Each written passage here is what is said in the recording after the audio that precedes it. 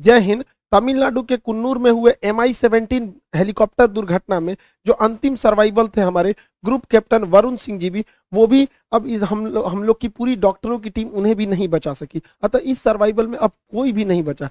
हमारे CDS Bipin Rawat sir जी का जो इसमें एक दुखद घटना हुई थी, तो अब इस विमान जो दुर्घटना हुआ हेलीकॉप्टर, इसमें किसी की भी अभी जान नहीं बचाई सकी। बहुत हम लोग के लिए एक बहुत ही बड़ी क्षति है। क्या कीजिएगा, शायद भगवान को भी एक अच्छे सेनापति की जरूरत थी, ऐसे कुशल योद्धाओं की जरूरत थी जो उन्होंने भारत से उठा लिया। अब क्या होता है कि एक उम्मीद लगाया गया था कि जो कैप्टन वरुण सिंह जी हैं, ये बहुत ही बहादुर कैप्टन, तेजस जहाज जो दुनिया का इकलौता जहाज है जो आज तक कभी क्रैश नहीं हुआ है, वो इनके बदौलत, क्योंकि एक बार तेजस जो था हवा में उसका इंजन खराब हो गया था। खराब इंजन पे इन्होंने सुरक्षित लैंड करा दिया। इन्हें राष्ट्रपति ने मेडल से भी सम्मानित किया था। अब एक ही चीज बन जाता है, ब्लैक बॉक्स। ब्लैक बॉक्स के बारे में हम कॉकपिट वॉइस रिकॉर्डर और फ्लाइट डेटा रिकॉर्डर को समझेंगे, उससे पहले चॉपर और हेलीकॉप्टर में अंतर समझते हैं। चॉपर बहुत छोटा होता है, उसमें विंग्स जो रोटर ब्लेड होते हैं वो एक मतलब कम होते हैं सब, जबकि अगर हेलीकॉप्टर देखेंगे तो इसका एडवांस वर्जन है। ये टूरिस्ट लोग, मीडिया लोग या पुलिस किसी चीज को चेस करने के लिए, गुंडे वगैरह को चेस करने के लिए चॉपर्स का यूज करती है, जबकि हेलीकॉप्टर जो होता है इसका एडवांस रूप होता है, इसमें आर्मी मिलिट्री यूटिलिटी के लिए यूज किया जाता है, इससे बहुत एडवांस होता है हेलीकॉप्टर। तो बिपिन रावत सर का MI-17 V5 दुनिया का लेटेस्ट हेलीकॉप्टर में से था। इसमें हर तरह की सुरक्षा चीजें थी। तो हम ये विमान जो दुर्घटना हुआ है वो हेलीकॉप्टर क्रैश है, न कि चॉपर क्रैश। देखिए, जब कोई व्यक्ति की मौत हो जाती है तो मौत का कारण पता करने के लिए पोस्टमार्टम किया जाता है। उसी तरह हेलीकॉप्टर या हवाई जहाज में अक्सर ये देखा गया है कि बहुत कम लोग सर्वाइवर होकर बच पाते हैं। हालांकि हमारे बिपिन रावत सर नागालैंड के एक बार दौरे पर थे, तो उस समय भी एक हेलीकॉप्टर क्रैश कर गया था और वो हेलीकॉप्टर क्रैश में बच चुके थे। लेकिन इतने बहादुर थे वो इस हेलीकॉप्टर क्रैश में भी। लेकिन क्या है कि इतनी हाइट कम थी कि इस हेलीकॉप्टर क्रैश में आग लग गया। तो एक ही रास्ता है उसको उसके अंदर बताने के लिए, क्योंकि कोई जिंदा ही नहीं बचा। तो उसमें एक मशीन लगी होती है जिसे ब्लैक बॉक्स कहते हैं। एक्चुअली ये ऑरेंज कलर का होता है, इसलिए ऑरेंज बनाया जाता है ताकि अगर ये विमान दुर्घटना के बाद इसे ढूंढना आसान हो जाए, ऑरेंज कलर के होने की वजह से। ब्लैक बॉक्स जो होता है उसमें दो चीज होते हैं।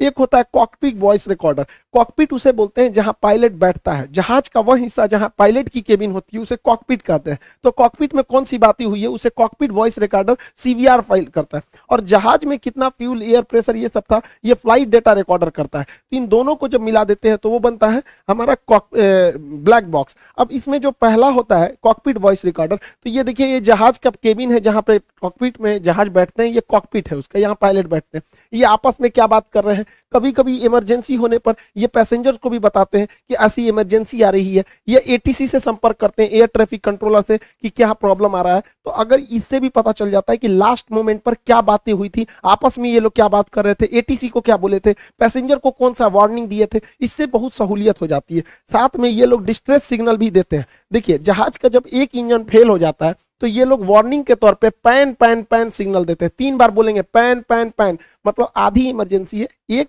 इंजन पे भी जहाज आराम से लैंड कर सकता है।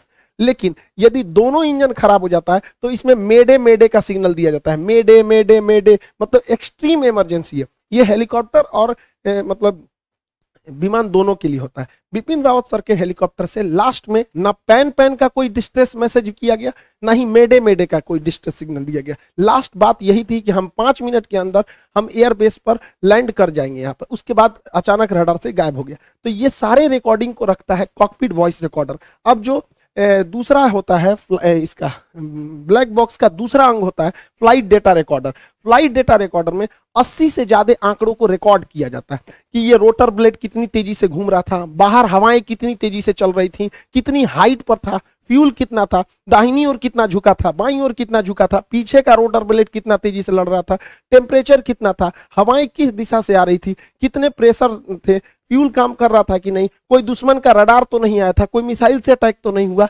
जितनी चीजें होती हैं 80 से ज्यादा चीजों को यही बताता है कि ये पीछे से कितना डिग्री उठा हुआ था, आगे से कितना डिग्री था। ऐसे 80 से ज्यादा आंकड़े जो रिकॉर्ड रहते हैं वो फ्लाइट डेटा रिकॉर्डर में रहते हैं। तो जो कॉकपिट वॉइस रिकॉर्डर और फ्लाइट डेटा रिकॉर्डर को एक साथ सुनकर हम इस नतीजे पे पहुंच सकते हैं कि आखिर लास्ट मोमेंट पे क्या था। अब कैप्टन वरुण सिंह नहीं रहे, अब एक ही रास्ता बता है, ब्लैक बॉक्स। अब ये ब्लैक बॉक्स में ही हर चीज होती है, इसलिए ब्लैक बॉक्स को बहुत ही सुरक्षित बनाया जाता है। इसे सॉलिड स्टील से बनाया जाता है, इतना मजबूत होता है कि अगर कोई हेलीकॉप्टर या जहाज 750 किलोमीटर प्रति घंटा की रफ्तार से भी टकराता है तो इसे कुछ नहीं हो सकता है। इसे आप गर्म भट्टी में 200 अक्सर आग लग जाते हैं, तो इसको ध्यान में रखते हुए इसे 260 डिग्री सेल्सियस तापमान सहने वाला भी बनाया जाता है, ये उसमें भी गलता नहीं है। अगर ये पानी में गिर गया तो पानी में भी ये 30 दिन तक बिना बैटरी के सिग्नल छोड़ते रहेगा, बीकन छोड़ते रहेगा, जिससे कि इसे ढूंढने में आसानी हो सके। इस ब्लैक बॉक्स को प्रेशर सहने के लिए भी बनाया जाता है कि हो सकता है कि ब्लैक बॉक्स नीचे गिरे, उसके ऊपर पूरे जहाज का लोड आ जाए तो ये 2.5 टन का वजन अपने ऊपर रोक सकता है। इसे अगर कहीं स्क्रैच आए, कटने पिटने से भी इसे कुछ नहीं हो सकता है, इसे काटा भी नहीं जा सकता। अतः यह ब्लैक बॉक्स बहुत ही सुरक्षित बनाए जाते हैं। बिपिन रावत सर का जो हेलीकॉप्टर क्रैश किया, इस पे शक की नजर इसलिए आ रही है कि इसने मैडे मैडे या पैन पैन का कोई सिग्नल ही नहीं दिया, सब कुछ नॉर्मल चल रहा था। उसके बावजूद अगर देखिएगा तो ये हेलीकॉप्टर है और जमीन से इतना पास आ गया है, अचानक ये धुंध में चला गया और यहीं से 100 मीटर आगे जाके ये टकरा गया। इतना सब होने के बावजूद पायलट ने कोई भी स्ट्रेट सिग्नल नहीं दिया, ना ही बोला कि मौसम की गड़बड़ी, ऐसा कोई भी सिग्नल नहीं दिया गया। जबकि 500 मीटर ये जहाज जो था अपने रूट से भटका था, रास्ते से, जबकि वीवीआईपी लोगों को ले जाने वाला हेलीकॉप्टर जिसमें राष्ट्रपति, प्रधानमंत्री जैसे सीडीएस जैसे बड़े पद होते हैं, सेनापति होते हैं, उनका रास्ता नहीं भटकना चाहिए, जबकि यह हेलीकॉप्टर 500 मीटर अपने रास्ते से भटका था। तो इसलिए भी इस पर शक की नजर जा रही है। दूसरा, यह हेलीकॉप्टर जो था अब तक का सबसे इंडिया का लेटेस्ट और एडवांस हेलीकॉप्टर है। इस हेलीकॉप्टर में किसी भी तरह से, अगर कुछ लोग कह रहे कि पुराना, देखिए पुराने हेलीकॉप्टर इसमें नहीं, चीता चेतक जो है वो बहुत पुराने हो चुके हैं, हम उनकी बात नहीं, ये एकदम एडवांस वर्जन है। मी 17 का भी एडवांस वर्जन है, MI-17 V5, ये एकदम एडवांस वर्जन है ये हेलीकॉप्टर का।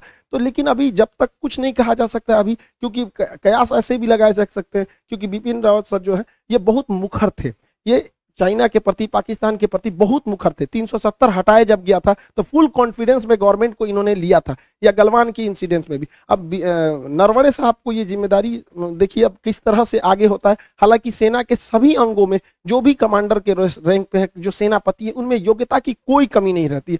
कोई होते हैं कि कुछ लोग मतलब अपनी जनता के प्रति अपनी पहुंच को बना लेते हैं, उनमें एक डायनेमिक रूप में थे हमारे बिपिन रावत सर। इनकी तो कोई क्षतिपूर्ति कर ही नहीं सकता है। लेकिन भारत में शेरों की कमी नहीं है। हमारे देश में जब भी लोग रहेंगे, हमारे बिपिन रावत सर का नाम हम लोग हमेशा याद करते रहेंगे। वो हमारे दिलों में है। भगवान को भी ऐसे ही सेनापति की जरूरत थी, इसलिए वो ले गए लोग। इनको हम सच्ची श्रद्धांजलि देते हैं। ये एनडीए से थे, फिर सीडीएस में ट्रेनिंग लिए, आईएमए में ट्रेनिंग लिए, उसके बाद से ये इनके पिताजी की ही कमांड में ये भी आगे गए, एक छोटे से गांव से निकलकर एक देश के सेनापति के पद को संभाले। इस पल को कोई कैसे भूल सकता है जब बिपिन रावत सर जो हैं वो मेडल दे रहे हैं, बेस्ट कैडेट का वहां पे ट्रेनिंग कर रहे हो। हमारी भी कोशिश रहेगी कि आने वाले समय में जो सीडीएस साहब है वो हमारे बैच के बच्चों को भी कैडेट का, बेस्ट कैडेट का अवार्ड दे सके, चाहे वो एयरफोर्स में जाए, आर्मी में जाए, नेवी में जाए। हमारी भी पूरी कोशिश रहेगी। यही सबसे बड़ी श्रद्धांजलि होगी हमारे बिपिन रावत सर को, कि गांव के लड़कों को भी आगे पहुंचाया जा सके एनडीए और सीडीएस में। देखिए, तीनों सेनाओं में जाने के लिए सबसे बेटर रास्ता होता है NDA, national defence academy. 12th के बाद इसमें जाया जाता है, 900 नंबर का एग्जाम होता है। इसको पास करना, पढ़ने वाले ने इसमें पास करने के लिए एक खास तरह की स्ट्रेटजी चाहिए। हम लोग जब पढ़ते थे तो 2+2 स्ट्रेटजी को लगाते थे और वही 2.5-3 महीने में आराम से रिजल्ट हो गया। एसएसबी हुआ, फिर हम लोग का मेडिकल में हो गया, वो अलग बहुत 10-12 साल पहले की बात है हो गई ये।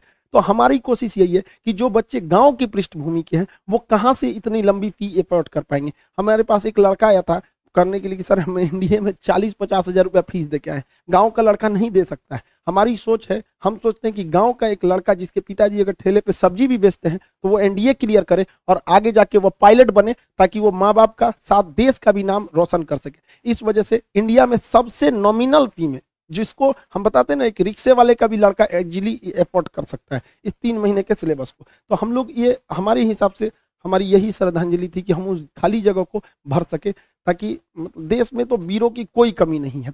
तो हम नहीं जा सके, आउट हो गए एनडीए से, लेकिन हमारी कोशिश रहेगी आने वाले वक्त में ज़्यादा से ज़्यादा बच्चों को, गांव के बच्चों को जो गरीब हैं उन्हें वहां पहुंचा जा सके। तो आप लोग, इसकी क्लासेज भी स्टार्ट कर दी गई, तो मन लगा के पढ़िए। हमारे ख्याल से इससे बड़ी श्रद्धांजलि बच्चों के लिए तौर पे जो देना चाहिए वो बच्चे नहीं दे सकते। जो बहुत बच्चे भी इसमें, देश का बच्चा बिपिन रावत सर से जुड़ा हुआ था, वो इतने बेहतरीन थे ही क्या कहिएगा वहां पे, हमारे दुश्मनों के लिए तो मतलब वो काल थे एकदम। तो हर बच्चा जुड़ा हुआ था। आज हर बच्चा सोच रहा है कि हम कैसे देश के लिए कर सके। तो बच्चों के लिए क्या है, आप पढ़ाई कीजिए, यही आपके लिए देश सेवा हो।